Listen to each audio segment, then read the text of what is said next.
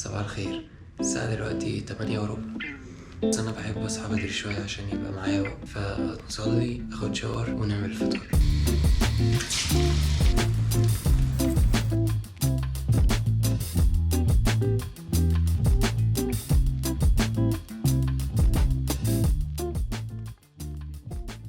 طبعا المفروض تتشرب بمزاج أكتر من كده، احنا مستعجلين فهنخلص بسرعة. اللابتوب الجواز طبعا منساهوش، وازازة المية مش مليانة. هعرفكم ازاي بملاها مية ساقعة. في روما في مية في كل مكان ممكن تملاها منها، او من الجامعة في اماكن ممكن تملاها مية ساقعة، فبفضل ان انا املاها من هناك. بطارية الجو برو، وبكده نكون جاهزين ان احنا نروح الجامعة، فيلا بينا. اول ما بتخرجوا من الفندق بيبقى في ممر كده، في هنا مطبخ. المطبخ ده مشترك، هنا تلاجة، دي تلاجة تانية، وده البوتاجاز. البوتاجاز ده بقى بيشتغل بالكهرباء، وده فرن، وهنا الحوض، وهنا زي مكان كده نحط فيه حاجتنا، ده انا. وهنا مكان برضو مشترك، في تلفزيون عايزين نتفرج على حاجة، في مكتبة صغيرة وترابيزة كده ناكل عليها وحوض. بعدين نطلع بقى ناخد الاسانسير وننزل نروح على الريسبشن، ومن الريسبشن على بره. Ciao, ciao Raul, come stai? Bene? Bene, grazie. ده بقى مخرج الفندق، لو بقى الفيو اللي كنا مصورينه الصبح. ده المدخل بتاع الفندق، ده شكله من بره. نقطي فوق كده، هو سكن جامعة وفندق في نفس الوقت، بس هو جميل قوي بصراحة. في جناين في كل مكان، أول مرة استكشفه معاكم. في هنا جنينة هناك، هو مكان حلو جدا بصراحة، بس هو مشكلته إن هو بعيد قوي عن السنتر. يعني هو مش قريب من السنتر، هو أقرب للجامعة بتاعتي بكتير. يعني عشان تروح من هنا للسنتر لازم تركب مثلا باص وبعدين تركب المترو، فما بيبقاش يعني أحسن أوبشن. لكن هو أعتقد بيبقى أرخص كتير قوي من الاماكن اللي موجوده في السنتر. استنوا بقى عشان ايه نلبس نظاره الشمس، لان الشمس النهارده صعبه وقويه جدا، والناس دي هتشن. كلاب هنا في كل مكان. قولوا لي بصراحه ايه رايكم في النضاره؟ بنفضل نتمشى حوالي 500 600 متر كده، بعد كده بركب الباص، ومن الباص بنزل وبتمشى شويه كمان، يعني 300 متر ولا حاجه لحد الجامعه. رحت قبل كده مشي، بس المشوار كان طويل قوي بصراحه، فبطلت اروح مشي، بقيت بنزل بدري. لان الباصات هنا في روما الموضوع صعب جدا، يعني تقريبا انت ممكن تنزل قبل الميعاد بنص ساعه او ساعه علشان تعرف تلحق ميعادك، لان الباص عمره ما بيجي في ميعاده. انت وحظك ممكن ما يجيش اصلا الباص. في بقى طول الطريق هتلاقي حاجات طالعه ونازله زي كده، طرق طالعه وطرق نازله. الموضوع يعني مش احسن حاجه ان انت تمشي على رجلك، بيبقى هايكنج بقى، انت ماشي تعمل هايكنج. ده الطريق اللي بنمشيه عشان نطلع على زي اول الشارع كده، ونركب من هناك الباص. خلاص قررنا نطلع بره دلوقتي على اول الشارع. يا رب الباص يجي على طول وما يتاخرش، علشان الوقفه بتبقى وحشه قوي بصراحه، بنقف كتير، بس ان شاء الله يجي بسرعه. يعني في هنا مكان، ده ستور صيني، عندهم كل حاجه، اي حاجه انت عايزها هتلاقيها موجوده جوه هنا. هبقى اوريه لكم وافرجكم عليه. ده الطريق الرئيسي، بنروح نركب بقى الباص من اي محطه، يعني ممكن نركبه من هنا او من الناحيه الثانيه من هناك. هنتمشى شويه لحد بس محطه الباص، ونركب من عند المحطه اللي انا مش فاكر اصلا هي فين. تعالوا اوريكم حاجه حلوه قوي هنا في روما. طبعا احنا بنعدي الشارع مصريين يعني that's it. الناس هنا محترمه قوي، بتقف اول ما تلاقيك عديت مهما كنت انت معدي من اي مكان. يعني شايفين بقى دي اسمها نزونه. النزونه دي بقى هي شغاله كده على طول، بتنزل ميه فريش وساقعه وزي الفل. فتعالوا نملى منها الازازه بتاعتنا.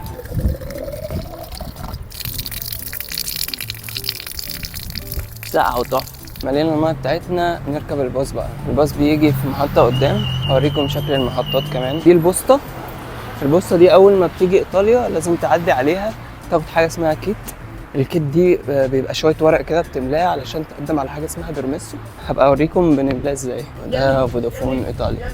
ده بيبقى شكل المحطه بتاعه الباص. تيجي بقى وتستنى هنا، تستنى الفرج بقى لحد ما الباص يجي. في ابلكيشن كمان اسمه موفيت، اللي هو ده تكتب عليه انت عايز تروح فين. يعني مثلا تختار اسم الجامعه كاثوليكا، وبيقول لك بقى الباص هيجي امتى. يعني استيميتد، مش اكتر حاجه حقيقيه في الدنيا. بيقول ان الباص هيجي كمان 13 دقيقه، فهنفضل مستنيين بقى 13 دقيقه لحد ما الباص يجي. هم عندهم زحمه كتير جدا، بس طبعا مش زي عندنا كل واحد اول ما يشوف حته فاضيه يطلع ويجري وكده. لا، هنا كل واحد ملتزم بمكانه، ومهما كانت الحاره الشمال فاضيه ما بيعديش، بيفضل واقف في مكانه لحد ما الطريق يمشي. الباص ما جاش للاسف، وهنضطر نتمشى شويه لمحطه تانية، يا اما نلاقي الباص يا اما نكمل مشي لحد الجامعه. بقى شكلنا هنتمشى لحد الجامعه وخلاص، لان مفيش وقت قوي ومش عايزين نوصل متأخرين. لسه ممكن نستنى يعني 10 دقايق كمان. لو اتأخر قوي هيبقى صعب ان احنا نروح، بس اتمنى يجي لان المشوار بعيد شوية. شكله جاي يا جماعة، الحمد لله، يا رب يا مسهل. اهو هو اللي جاي هناك ده. ما وقفش كده، ما وقفش يا معلمي يا باشا، ما وقفش ليه؟ ايه العبط ده؟ ما وقفش ليه؟ طيب حاجه غريبه جدا، ما اعرفش ليه الباص ما وقفش، مش فاهم، مع اننا كنا واقفين عند المحطه المفروض بيجي يوقف، بس هنتمشى بقى لحد المحطه الثانيه او نتمشى لحد الجامعه وخلاص احسن بقى. افضل حل ان احنا نمشي. صعب قوي موضوع ان انت تتمشى وتبقى ماسك كاميرا في ايدك ده، الناس بتبص لك بصات غريبه، حتى لو الجو برو صغنونه ومش واخده مساحه كبيره، الموضوع بيعوز تعود شويه على نظرات الناس والحاجات الغريبه اللي الناس بتبص لك بيها وكده. هنتعود ان شاء الله. بقول لكم ايه، تعالوا نعدي الشارع احسن من الشمس، نمشي في الظل هناك. طبعا اللي احنا بنعمله ده عبط السنين، بس خلينا نروح. هنا احسن. جوجل مابس بيخليني اتمشى شويه اكتر في طرق تانية فيها مطالع كتير ومتعبه جدا بصراحه، ومش حاسس ان هو اريح يعني ولا حاجه، فبفضل الطريق ده، انا حافظه وبوصل اسرع فيه. ان شاء الله نوصل يعني. اول مره امشي فيه وانا بصور فمش عارف، بس ان شاء الله نوصل يعني. بنمشي طوالي كده ونخش شمال نكمل مع الطريق. انا متضايق قوي ان الباص ما وقفش بصراحه، يعني ضيعنا وقت واستنيناه وما جاش، مش عارف اول مره ما وقفش، بس عادي. بصوا يا جماعه، ده بقى الشوارع في روما، شكل محطه القطر بيبقى كده والناس بتبقى واقفه بقى مستنياها. بيبقى دايما في محطه قصادها رايح وجاي. ممكن لو في وقت اوريكم المسجد. المسجد جنب الجامعه، دي حاجه كويسه. يا اما اوريكم المسجد قبل الجامعه يا اما بعد الجامعه، بعد ما اطلع همد شويه وبالمره اوريكم المسجد، بعد كده هنكمل على الجامعه. طبعا انا مش بتكلم ايطالي كويس خالص، يعني بخبط كده بس، لكن الدنيا بتمشي يعني، الدنيا بتسلك عادي، والناس هنا بتساعد، ناس متعاونه جدا بصراحه. حتى لو انت مش بتتكلم كويس هم بيحاولوا يقربوا الدنيا بايديهم، بيحاولوا يتصرفوا يعني لحد ما يفهموك او انت تفهم او كده، او يسهلوا لك الدنيا انك تقول اللي انت عايزه. فدي حاجه كويسه جدا في الطليان، واعتقد موجوده في اغلب الشعوب اللي هي على البحر المتوسط يعني. المفروض ان احنا نعدي الطريق من الحتت اللي هي دي، بس ده ما بيحصلش في اغلب الاحيان يعني. طبعا ايطاليا مشهوره بقى بالعربيات الصغنونه، تلاقوا العربيات الصغيره دي في كل مكان. بصي يعني قليل قوي لما يبقى حد معاه عربيه كبيره او كده. في عربيات اصغر بقى كمان بتبقى لشخصين بس كده، اكيد هنشوفها دلوقتي يعني، بتبقى لذيذه قوي وشكلها جميل قوي. المفروض 907 ده اللي بنركبه، بس ما وقفش، نركبه واحنا راجعين ان شاء الله. في اغلب الاوقات حتى لو كان عندي وقت بزهق وبتمشى لحد البيت او اي مكان انا عايز اروحه بصراحه، الا لو كان المكان بعيد قوي فبضطر بقى ان انا استناه لحد ما يجي، لكن في الغالب الباص مش بيجي او بيجي ما يوقفش زي ما حصل معانا كده. دي حاجه غريبه اول مره تحصل لي بصراحه. احنا المفروض نوصل اول الشارع اللي هناك ده بقى، المسجد قريب من هناك يعني.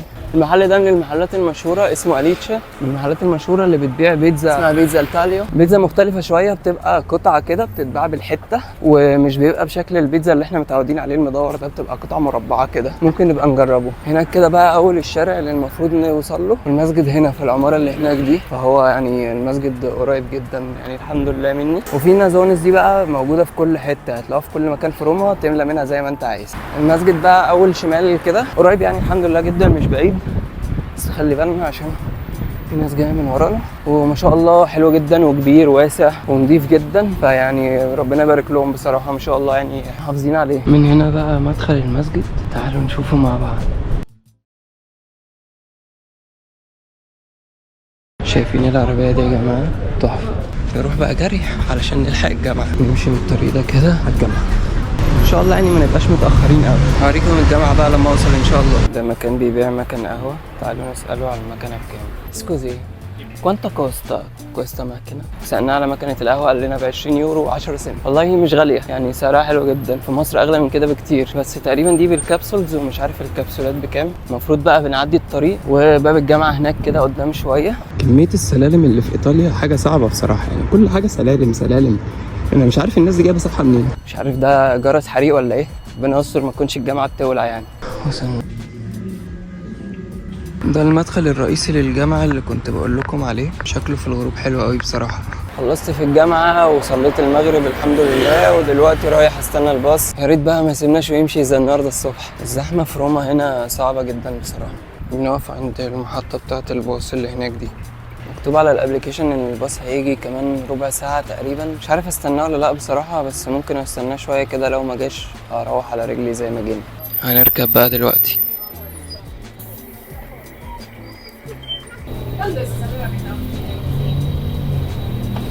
كده نكون وصلنا السكن. اليوم لسه مخلصش، هروح اعمل الاكل، فتعالوا معايا. طيب صلينا الحمد لله وغيرنا وظبطنا. نعمل بقى دلوقتي العشاء او الغدا يعني. فهنعمل ايه؟ هنعمل فراخ معايا، ده جايبه من مصر، وهعمل بيه بقى الفراخ. اشتريت الصدور من الجزيره العربيه، هعملها مع مكرونه يعني. هعمل الاول التتبيله بتاعه الفراخ، هحط الفيجيتار وعليه بيض ولبن، ونحط الفراخ جواه ونقلبها ونسيبها بقى.